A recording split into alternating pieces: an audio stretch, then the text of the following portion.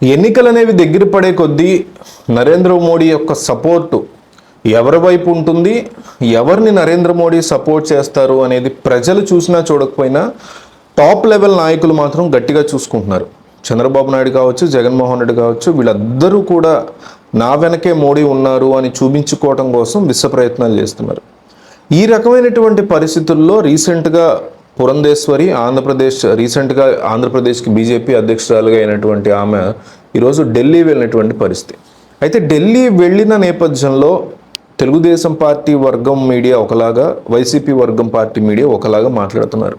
Telugu Desam party media ఏమో ఆంధ్రప్రదేశ్లో తెలుగుదేశం పార్టీతో జనసేనతో పొత్తులో ముందుకు వెళితేనే భవిష్యత్తు ఉంటుంది మనకి బీజేపీకి అనేసి ఆవిడ చెప్పారు మోడీకి అని తెలుగుదేశం పార్టీ మీడియా అంటుంటే, మరోపక్క వైసీపీ మీడియా యొక్క వెర్షన్ ఏంటంటే ఆమెకి నరేంద్ర మోడీ, అమిత్ షా చివాట్లు పెట్టారు అంటూ కూడా ఒక రకమైనటువంటి వార్త గుప్పమంటుంది. ఎందుకు, రీజన్స్ ఏంటి అంటే వాళ్ళు చెప్పేది, వైసీపీ వర్గం మీడియా చెప్పేది ఏంటంటే నరేంద్ర మోడీని, అమిత్ షాని అంత తీవ్రంగా అవమానించినటువంటి చంద్రబాబు నాయుడుతో ఎట్లయితే అమిత్ షా అప్పట్లో చంద్రబాబు అధికారంలో ఉన్నప్పుడు ఒక ప్రాంతానికి వస్తే అక్కడ ఆయన కాన్వాయ్ మీదే దాడి చేసినటువంటి పరిస్థితులు ఉన్నాయి. అంతకు ముందు కానీ తర్వాత కానీ నరేంద్ర మోడీని రకరకాల మాటలు అన్నారు చంద్రబాబు నాయుడు. కేంద్రంలో మళ్ళీ అధికారంలోకి రాలేదని, నువ్వెవడివి, నీకు కుటుంబం ఉందా, నీకేం తెలుసు కుటుంబాల గురించి అంటూ తీవ్ర మాటలు మాట్లాడిన చంద్రబాబు లాంటి వ్యక్తులతో పొత్తుకి మీరు ఎందుకు అంత ఇంట్రెస్ట్ చూపిస్తున్నారు? ఆయన మీ చుట్టమని చూపిస్తున్నారా, లేకపోతే ఇంకేదైనా రీజన్స్ ఉన్నాయా? మీరు ఎందుకు తెలుగుదేశం పార్టీతో ముందుకు వెళ్ళడానికి ఆసక్తి చూపిస్తున్నారు?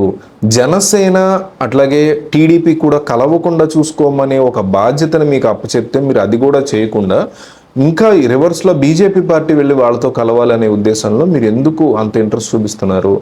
ఇన్నాళ్ళు ఉన్నటువంటి వాళ్ళు అదే చేస్తున్నారని వాళ్ళ స్థానంలో మిమ్మల్ని తీసుకొస్తే మీరు కూడా ఇట్లాగే చేస్తారా అంటూ నరేంద్ర మోడీ, అమిత్ షాల యొక్క ద్వయం పురంధరేశ్వరికి చివాట్లు పెట్టారు అంటూ వైసీపీ పార్టీకి సంబంధించినటువంటి మీడియా గట్టిగానే ప్రచారం చేస్తుంది. సో ఇది నిజమా కాదా అనేది పక్కన పెడితే ఆంధ్రప్రదేశ్లో రానున్న ఎన్నికల్లో ప్రజలు ఎవరికి ఓటైపోతున్నారో మీరు చెప్పండి కామెంట్స్లో. ఓట్ ఫర్ జగన్ లేదా ఓట్ ఫర్ చంద్రబాబు? ఏపీ ప్రజలు రానున్న ఎన్నికల్లో ఎవరికి ఓటైపోతున్నారు అనే సర్వే సంస్థలు క్షుణ్ణంగా చెక్ చేస్తున్నాయి. అట్లా చెక్ చేసినటువంటి క్రమంలో ఆంధ్రప్రదేశ్ భవిష్యత్తు ఎవరి చేతిలో ఉంది అనేది చెప్పాల్సిన పూర్తి బాధ్యత మీకే ఉంటుంది. సర్వే సంస్థలు కూడా మీరు ఇచ్చిన కామెంట్లలో టాప్ 150 కామెంట్లు ఎవరికి ఉన్నాయి, ఇప్పుడు ఈ వీడియో కింద 200 కామెంట్లు ఉంటే టాప్ 150 కామెంట్లు ఎవరు ఉన్నాయి అనేది చూసుకునే దాని ప్రకారమే సర్వే రిజల్ట్లు ఇస్తుంది.